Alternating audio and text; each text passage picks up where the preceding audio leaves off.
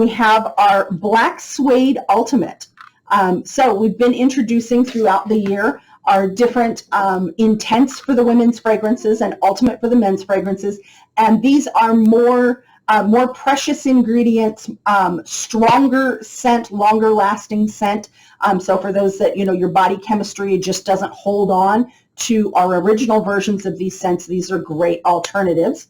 And let me turn it so you can actually see the Black Suede. So this is the Black Suede Ultimate, and it is a really beautiful, really nice blend of lemon, lavender, and tonka bean.